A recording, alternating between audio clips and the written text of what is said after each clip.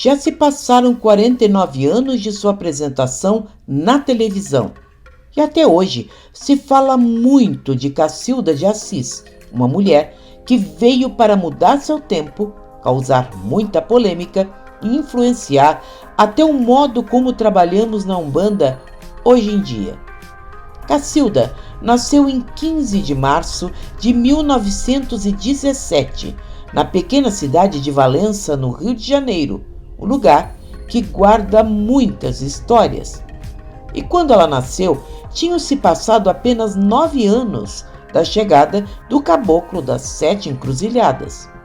Cacilda foi uma mulher extraordinária, incansável, uma filha de Xangô e Ançã, que com apenas 7 anos de idade teve sua primeira manifestação mediúnica, ficando em coma no dia do seu aniversário. À semelhança da história de Zélio Fernandino de Moraes, veio uma benzedeira que atestou que ela estaria possuída por uma entidade. Por fim, acabou sendo levada à sede da Federação Espírita para tratamento. Não adiantou o preconceito, nem as proibições familiares, que foram muitas. Aos 15 anos, iniciou sua formação no terreiro Pai Benedito do Congo, no culto de Mina do Santé, com forte influência da encantaria em sua cidade natal. E quando completou 21 anos, finalmente, foi assentado seu Exu, o Senhor, seus 7 encruzilhadas, Rei da Lira. Mas Cacilda não veio apenas para ser uma médium de apoio. Tinha de cumprir sua missão espiritual, que incluía também cantar e ter um programa de rádio. Com 41 anos, fundou seu próprio terreiro, a Tenda Espírita Filhos da Cabocla Jurema, na zona norte do Rio, e pasmem, construído com um dinheiro ganho pelo seu filho em uma loteria, como havia indicado seu Exu. Engraçado como as histórias se repetem, não é verdade? Nem a Umbanda, nem o africanismo, nem o espiritismo entendiam o que ela fazia em seu terreiro. Era uma mistura de candomblé, de umbanda e macumba, onde existiam os tradicionais tamboreiros e até um coral, havendo diversos outros instrumentos musicais. Apresentava músicas populares no meio dos rituais, desde chorinhos, machiches e música carnavalesca. O que Cacilda de Assis fazia era algo diferente, talvez porque ela e seu Exu fossem de fato uma exceção. Já vimos que ela construiu um terreiro destinado aos ritos de Umbanda para sua cabocla Jurema e vovó Cabinda. Logo adiante, fez um galpão onde vinha seu Sete e sua pombagira, a senhora Aldara Maria, a rainha do Oricó, que significa a dona da rosa vermelha. Em torno havia lojinhas com venda de alimentos, lembrancinhas, adesivos e artigos variados, tendo até um parque de diversões em anexo.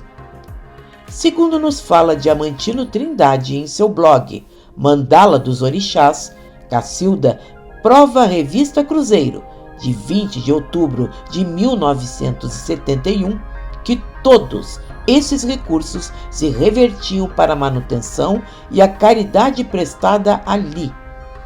Tanto é verdade que as consultas eram gratuitas e aceitavam apenas uma garrafa de cachaça por atendimento para suprirem suas necessidades.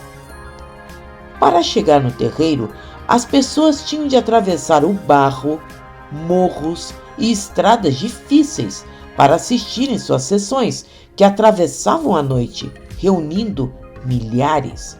E ninguém reclamava. Conta-se que em torno de 5.000 pessoas eram atendidas cada vez, com curas extraordinárias. Seu Sete, como todo bom Exu, verdadeiro, não era um gourmet. Consumia cachaça das marcas Crioula, Caranguejo e Charutos Bororó.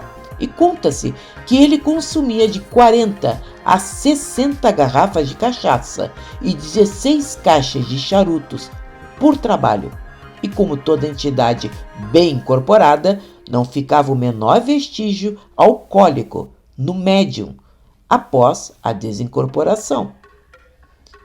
Mas foi no dia 29 de agosto de 1971, quando Dona Cacilda já tinha 54 anos, que Chacrinha, o mais famoso apresentador de programa de auditório da televisão brasileira, convidou-a para que se apresentasse, incorporando sua entidade à frente das câmeras.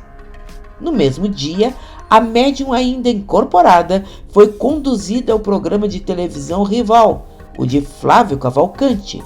Aconteceu de novo o mesmo fenômeno e ela aspergiu cachaça sobre o povo em uma grande limpeza espiritual. Foi inesquecível, de fato. Recordemos que o Brasil vivia um tempo político e religioso bem complicado, especialmente contra os cultos de origem afro-brasileira.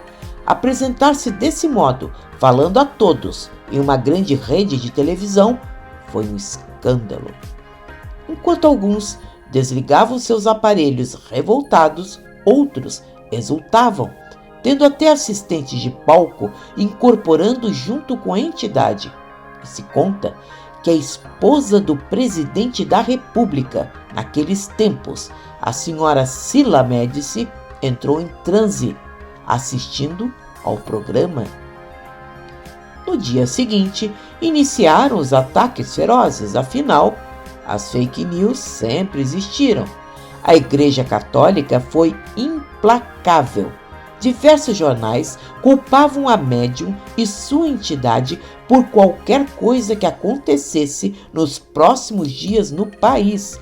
E até representantes das religiões afro-brasileiras contribuíram para denegrir a imagem de Cacilda e suas entidades.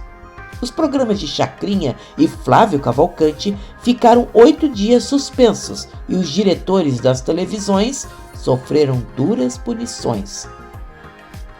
Aproveitando o caso e para piorar ainda mais, artistas, escritores e outros profissionais que defendiam a cultura afro-brasileira foram proibidos de se apresentar. Mas o amor popular às nossas entidades não morre tão facilmente. Cacilda de Assis também era compositora e suas músicas foram tocadas por importantes grupos musicais e copiadas, sem crédito, por tantos outros. Perguntamos, quem sabe por trás dela estivesse a inspiração daquele que se dizia da lira, ou seja, ligado às artes, à música. Resumindo, não há a menor dúvida que a Umbanda não foi mais a mesma depois de seus 7, nos anos que viriam. E aquele Exu, que só vinha em silêncio no final dos trabalhos para a limpeza dos terreiros, passou a abrir caminho à presença de nossos Exus guardiões, que hoje clareiam nossas noites mundo afora, com sua luz sem fim.